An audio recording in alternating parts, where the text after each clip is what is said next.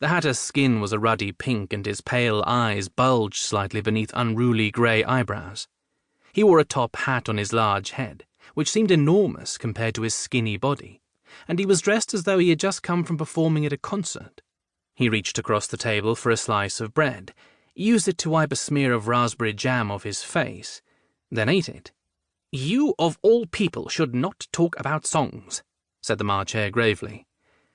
The March Hare was buck-toothed and easily startled.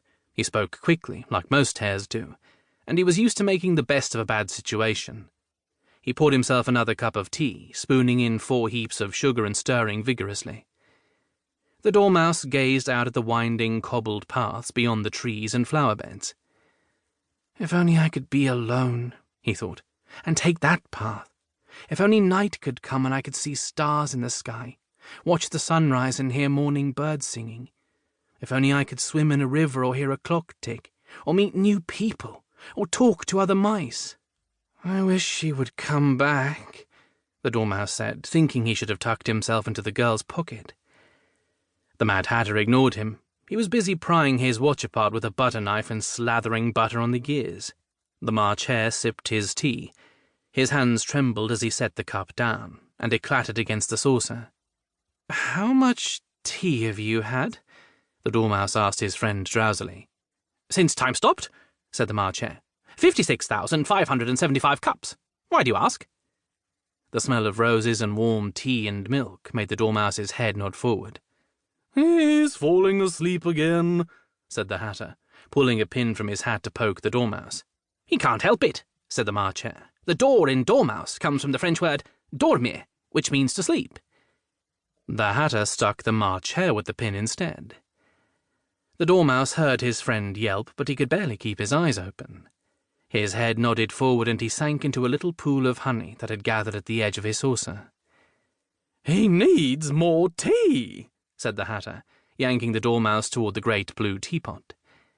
Jerking awake and startled by the commotion, the Dormouse grabbed at whatever was in reach, watch gears, sugar bowls, the edge of the tablecloth. He knocked plates and cups and silverware to the ground. "Let him go!" cried the March Hare, grasping the Dormouse's tail and trying to pull him away from the Hatter.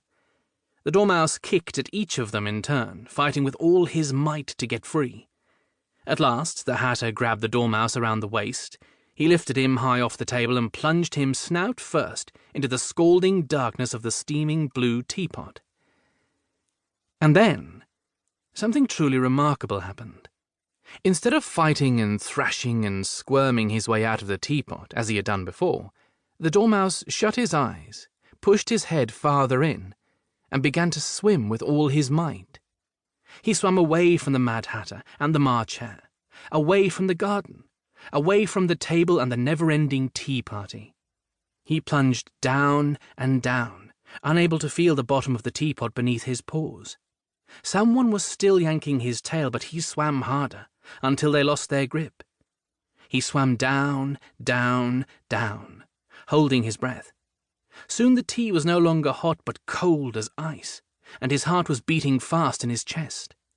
He opened his eyes and a vast murky world swirled before him, green and cut through with rippling bands of light. A fish as large as the March Hare swam past, its scaly tail sliding along his side. He kicked, not knowing which way was up or down, pulled by the current and tumbling in the water, until he broke through the shining surface, coughing and gasping, and miraculously free. 2. Advice from a Cat. The Dormouse stared up at the world around him, shivering and sputtering as he thrashed in the cold water. At first he thought he must be in the middle of the ocean.